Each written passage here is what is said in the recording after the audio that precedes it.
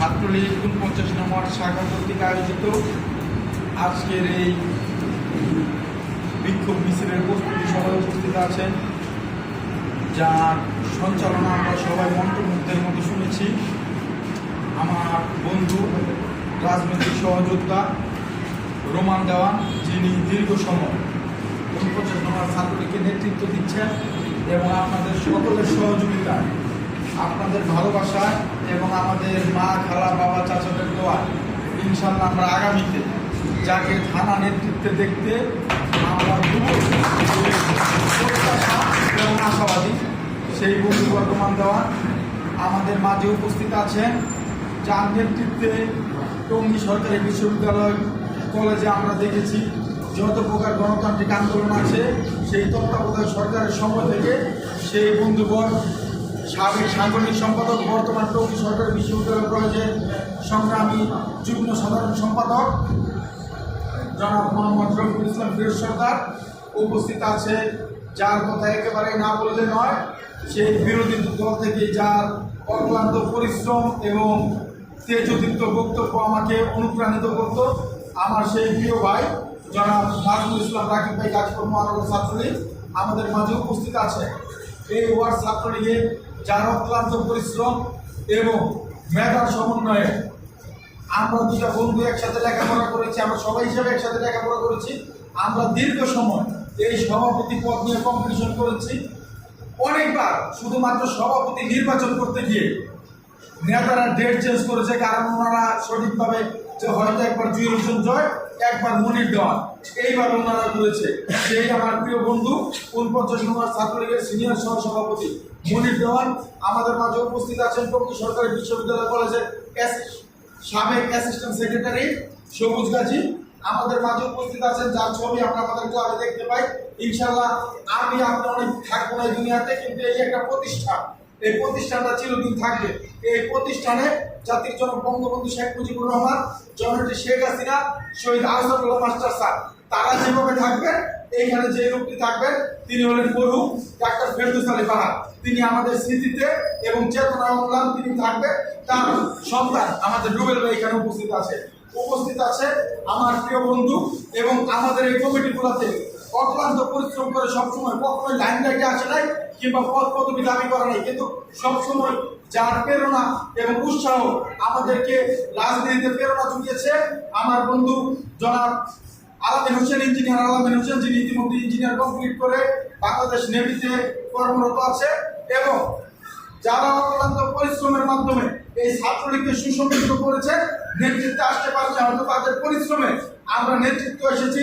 সেই রকম নেতা হলেন আমাদের প্রিয় রবিন মির্জা, যিনি এখন সংবাদ কর্মী হিসেবে কাজ করছে এবং ছাত্রলীগের দেখছেন সংবাদকর্মীরা কিন্তু স্বাভাবিকভাবে একটা রাজনৈতিক দল মধ্যে উঠে কাজ করতে চায়, কিন্তু রবিন মির্জা যারা বক্তব্য দেবো ছাত্রলীগের পক্ষে স্লোগান ধরে, সেই জন্য রবিন মির্জার প্রতি কৃতজ্ঞতা জানাই। ৪৯ নম্বর ছাত্রলীগের সিনিয়র সদস্য সাজ্জাদ, আমাদের আশিক, আমাদের ৪ নম্বর ইউনিটের সভাপতি হৃদয়, সাধারণ সম্পাদক শাকিল, তানভীর বাদর, আমাদের ৭ নম্বর ইউনিটের রশিদ, আমাদের সিফাত, আমাদের রাকিব, সোহাগ, মুন্না সহকারে সকল ভাইরা যাদের শ্রম গ্রামে আজকে রোমান, আমি, ফিরোজ, মনির আমরা এই সামনের চেয়ারে।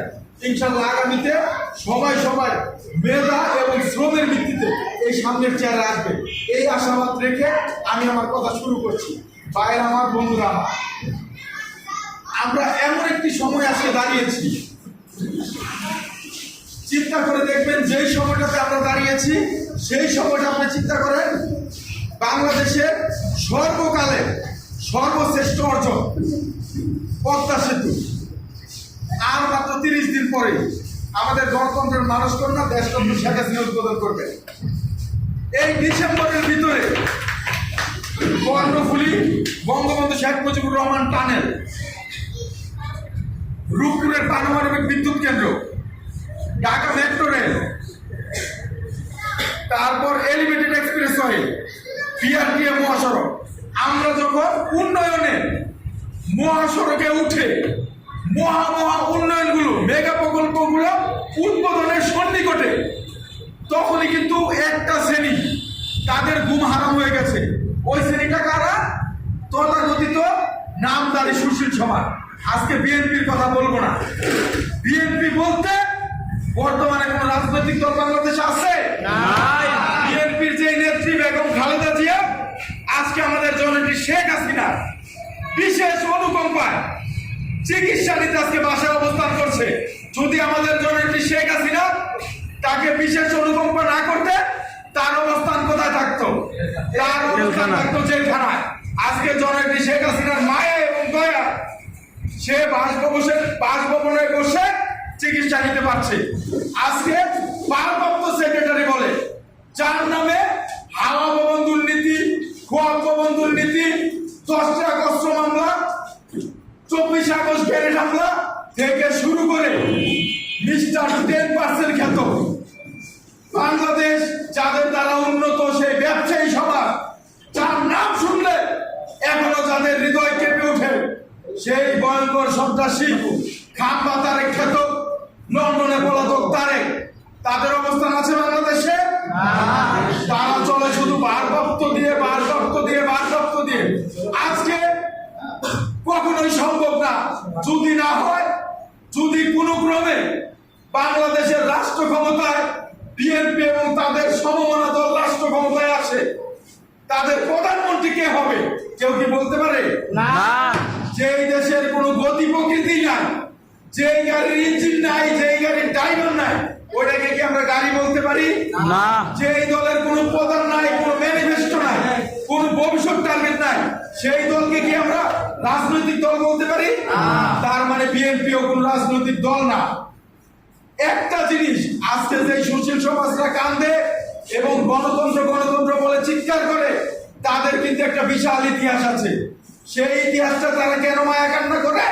কারণ তারা চায় একটা অরাজনৈতিক দল রাষ্ট্র ক্ষমতায় আনতে। ছাত্রলীগের বাইরা জিনিসটা একটু বুঝো, তারা কাদেরকে ক্ষমতায় আনতে চায়? একটা অরাজনৈতিক দলকে। 1000 বছরের শ্রেষ্ঠ বাঙালি, বাঙালির কিংবদন্তি মহানায়ক, যেই মহানায়কের বাঁশির সুরে সম্মোহনী নেতৃত্বে এই দেশটা স্বাধীন হলো, সেই নেতাকে পাকিস্তান, আমেরিকা নানান ষড়যন্ত্র করে এদেশের কিছু বিপদগামী সেনা সদস্য অংশগ্রহণে সব পরিবারে হত্যা করলে। কাকে হত্যা করলে? জাতির পিতা বঙ্গবন্ধু শেখ মুজিবুর রহমানকে। তাকে হত্যা করার পরে যখন একটা রাজনৈতিক শূন্যতা সৃষ্টি হলো, তখন বাঙালি জাতির দুর্ভাগ্য আর জিয়াউর রহমানের কুকৌশলে জিয়াউর রহমান ক্ষমতায় আসলো। ক্ষমতায় এসে সংবিধানকে উনি স্টপ করে দিলেন, বন্ধ করে দিলেন। গণতান্ত্রিক দেশে কি সংবিধান স্টপ হওয়ার কথা ছিল? না সাংবিধানিক রাষ্ট্র সরকার ক্ষমতায় থাকার কথা ছিল? সাংবিধানিক সরকার ক্ষমতায় থাকার কথা ছিল। তিনি বসে একটা উপদেষ্টা প্যানেল বানালেন। কাদেরকে দিয়ে উপদেষ্টা প্যানেল বানালেন? এই তথাকথিত সুশীল সমাজ দিয়ে, যাদের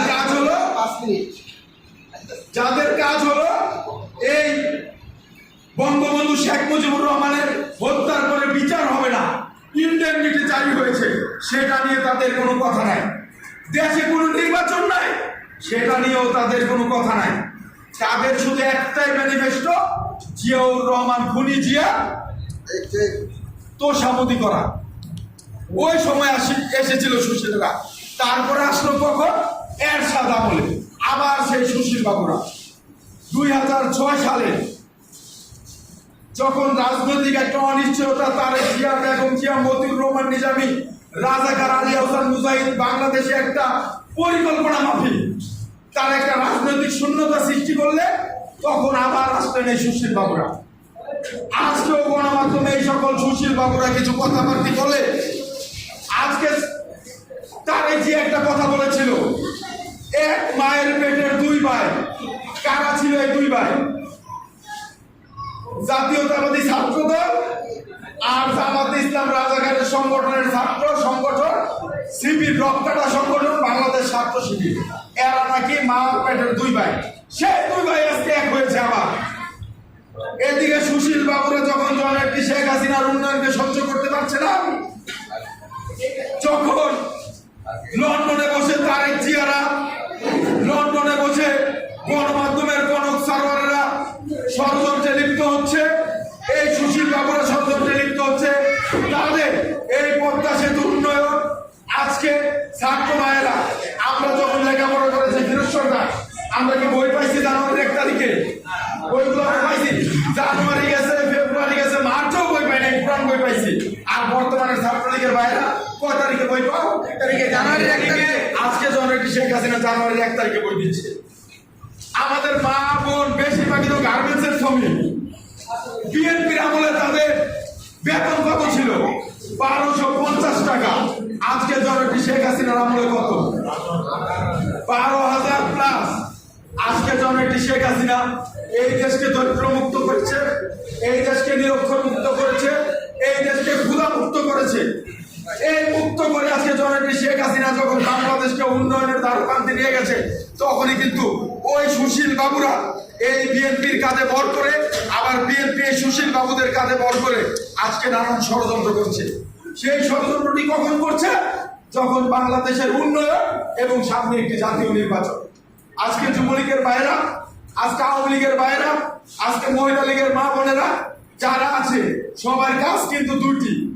একটি হলো সংসার চালানো, ইনকাম করা, আর একটি হচ্ছে রাজপথে থেকে দলকে, রাজপথে থেকে ন্যায্য আন্দোলন করা, দলকে পরিচালনা করা।